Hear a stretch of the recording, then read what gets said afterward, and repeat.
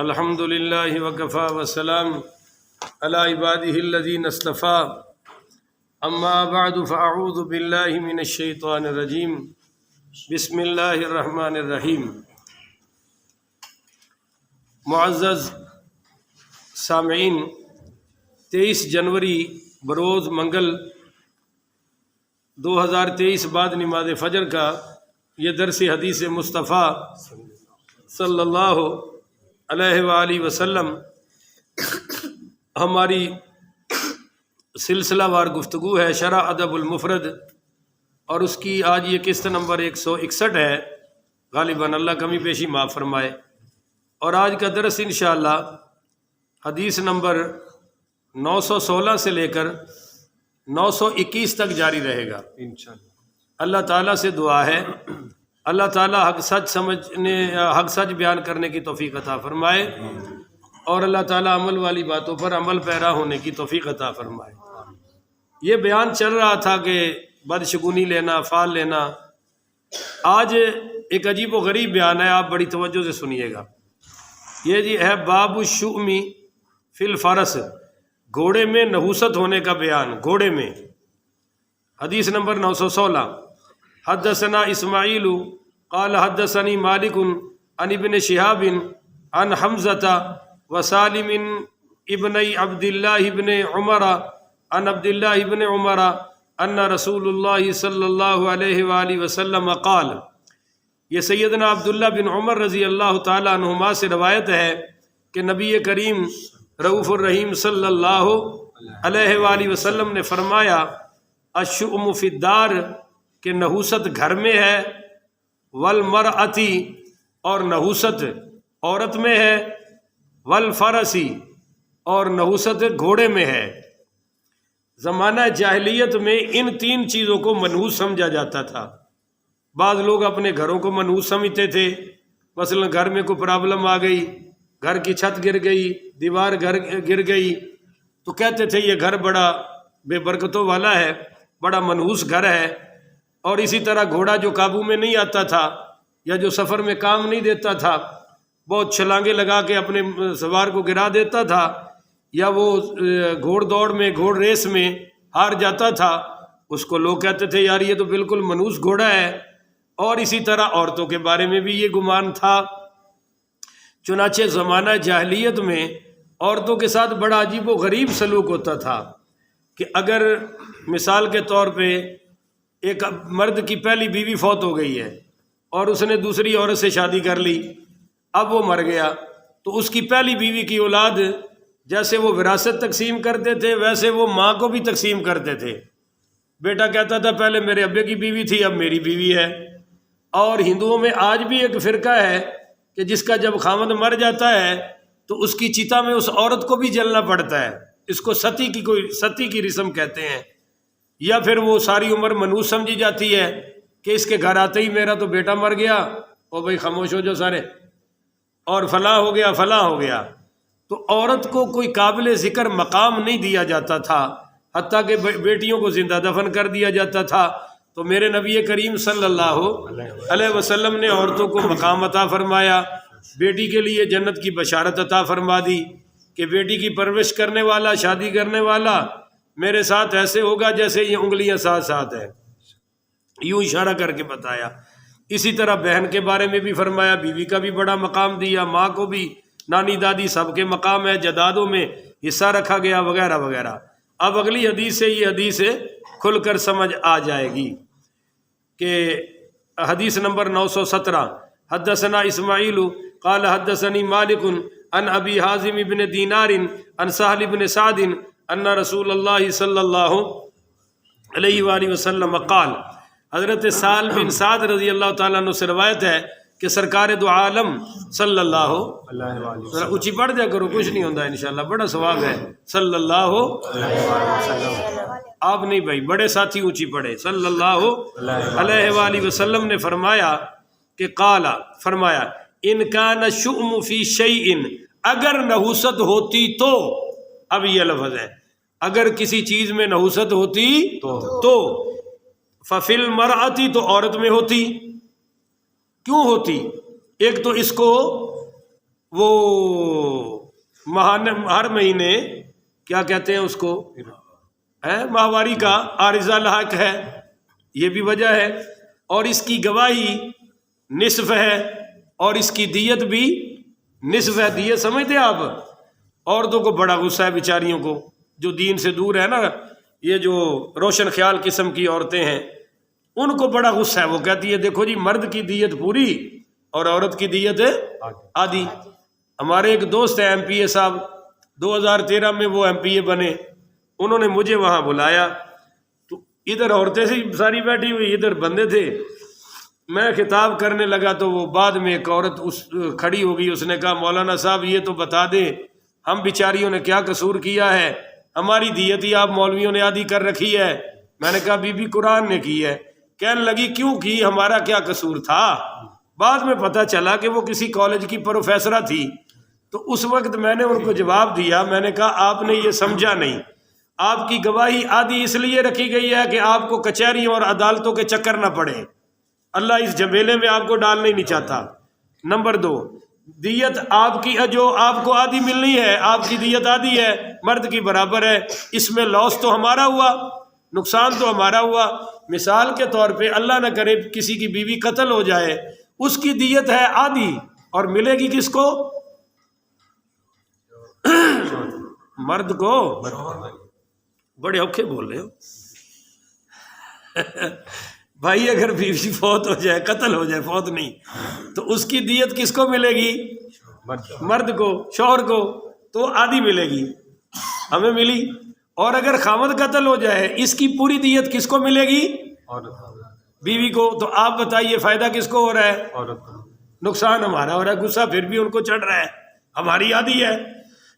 بھائی وہ جو تمہاری آدھی ہے وہ تو مردوں کو ملنی ہے، اور جو مردوں کی پوری ہے وہ تمہیں ملنی ہے، تو فائدہ اس صورت میں بھی تمہارا ہوا۔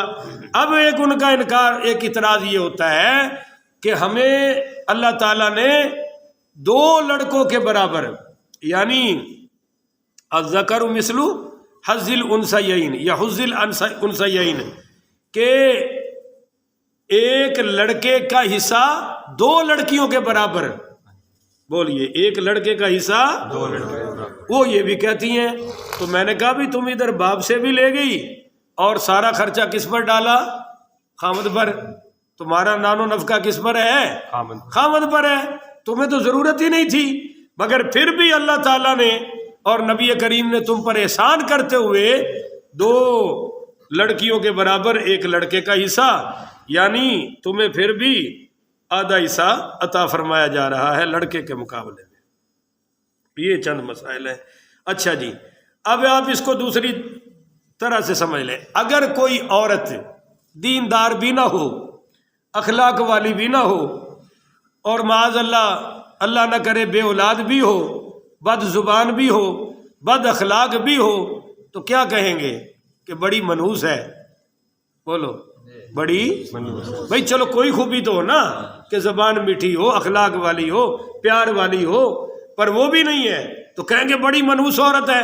اور میرے نبی کریم صلی اللہ علیہ وآلہ وسلم دعا مانگا کرتے تھے کہ اللہ میں اس عورت سے پناہ مانگتا ہوں تیری جو مجھے بوڑھا ہونے سے پہلے ہی بوڑھا کر دے۔ اور بعض بیویاں تو جیتے جی بندے کو مار دیتی ہیں، اور ان کو ہارٹ اٹیک بھی بہت کم ہوتا ہے، کیونکہ یہ وہ کیا کہتے ہیں، یوسف علیہ السلام کے بھائیوں کی طرح رو دھو کے اپنا کام چلا لیتی ہیں، مرد بیچارہ اندر ہی کڑ کڑ کے مر جاتا ہے، اور ان کی فوتگی بھی اکثر خامدوں سے لیٹ ہوتی ہے۔ خیر، دوسرا، میرے نبی کریم صلی اللہ علیہ وآلہ وسلم نے فرمایا کہ بیوی یا تو اللہ کی رحمت ہے، تمہاری خوش نصیب ہونے کی علامت ہے، یا پھر بد اخلاق، بد مزاج، بد کردار بیوی، یہ اللہ کے عذابوں میں سے ایک توق ہے، اللہ کے عذاب کا، اللہ جس کے چاہتا ہے گلے میں ڈال دیتا ہے۔ چلو، اس لیے فرمایا کہ ان کان شؤم فی شیء ففی المرأۃ، اگر نحوست کسی میں ہوتی تو وہ عورت میں ہوتی، والفرسی یا گھوڑے میں ہوتی، والمسکنی یا رہائش گاہ میں ہوتی۔ اب رہائش والا مسئلہ اگلی حدیث میں آ رہا ہے جی، حدیث نمبر 918۔ حدثنا عبید اللہ بن سعید یعنی ابا قدامہ قال حدثنا بشر بن عمر الزہرانی قال حدثنا اکرمۃ بن عمار عن اسحاق بن عبد اللہ عن انس بن مالک رضی اللہ تعالی عنہ وعنہم قال قال رجل یا رسول اللہ صلی اللہ علیہ وآلہ وسلم. سیدنا انس بن مالک رضی اللہ تعالیٰ عنہ بیان کرتے ہیں کہ ایک شخص حضور پاک صلی اللہ علیہ وسلم کی بارگاہ عالیہ میں حاضر ہوا اور کہنے لگے یا رسول اللہ انا کننا فی دار، یا رسول اللہ ہم ایک گھر میں تھے. بیٹا ہاتھ نیچے کرو بھائی، آرام سے بیٹھو، شاباش. ہم ایک گھر میں تھے، پچھلے گھر میں، تو کثر فیہا عددنا، ہماری تعداد بھی بہت زیادہ تھی اس پچھلے گھر میں، وکثر فیہا اموالنا، ادھر ہمارا مال بھی بہت زیادہ تھا. اور جب فتحولنا الی دار اخرى، اب ہم نے ایک اور گھر لے لیا ہے، اس گھر میں سیٹل ہو گئے ہیں. فقفل فیہا عددنا، معافی چاہتا ہوں، فقل فیہا عددنا، یا رسول اللہ اب ہمارے تعداد کم ہو گئی ہے، یعنی فوتگیاں ہونی شروع ہو گئی ہیں، پہلے تعداد زیادہ تھی. وقلت فیہا اموالنا، اور جب سے اس گھر میں آئے ہیں ہمارا مال بھی بڑا کم ہو گیا ہے. تو قال رسول اللہ صلی اللہ علیہ وسلم ردھا او دعوہا، آپ نے فرمایا بھائی تم ایسا کرو کہ اس گھر کو واپس کر دو، اس گھر کو چھوڑ دو. وہی ذمیمۃ، یہ گھر برا ہے. بولو یہ گھر ہے برا. یہ حضور صلی اللہ علیہ وسلم نے نحوست کی بنا پر نہیں فرمایا، یہ تعلیم دی ہے کہ خطرہ ہو کسی گھر میں کہ رہ نہیں سکتے، یا جنات ہیں یا وغیرہ وغیرہ، تو گھر کو چینج کرنے میں کوئی حرج کی بات ہے نہیں ہے. آگے ہے جی باب العطاسی، چھینک مارنے کا بیان. چھینک کنوں کہنے بھلا؟ بولو نیچڑی ہولی ہوندی جڑی ہولی تسی بولن ڈے ہو، ادھے محلے نو پتہ لگ جاتا بھی نے چاہیے، ہن تسی بول ہی نہیں رہے بھائی. چھینک مارنے کا بیان، یہ حدیث نمبر 919 ہے. حدثنا آدم قال حدثنا ابن ابی ذئب قال حدثنا سعید المقبری عن ابیہ عن ابی ہریرہ عن النبی صلی اللہ علیہ وسلم قال.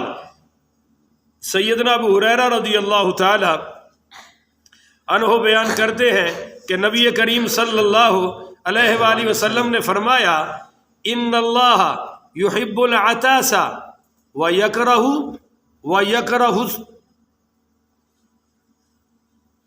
التناؤب ویکرہ التثاؤب. حضرت ابو ہریرہ فرماتے ہیں کہ حضور نے فرمایا کہ بلا شبہ اللہ تعالیٰ چھینک کو پسند کرتا ہے اور جمائی کو ناپسند کرتا ہے. جمائی کس کو کہتے ہیں؟ ہاں جمائی تو جوائی مراد نہ جمائی، ہاں جی جمائی کو اللہ ناپسند کرتا ہے. یہ جو آپ ایسے کر کے لیتے ہیں نا، یہ تو میں تو ہاتھ رکھ رہا ہوں، بعض ہاتھ ہی نہیں رکھتے تھے. اور پچھلے میرے درس میں ایک صاحب فجر کی نماز میں جمائی لیتے تھے، او پوری ایسے ہاتھ بھی نہیں رکھتا تھا اور بیٹھا تھا بھی آگے تھا. ایک بار میں نے کہا بھی تو ایک تو جمائی لینی جائز نہیں ہے، اور اوپر سے تو اتنی بڑی بری آواز نکالتا ہے، پورا شور ڈال دیتا ہے. انہیں کہا لو جی ساڑی بےزتی ہوگی، اور ساڑی بےزتی کر دیتی.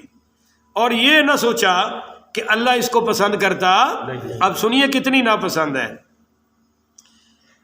اور اللہ تعالیٰ چھینک کو پسند کرتا ہے.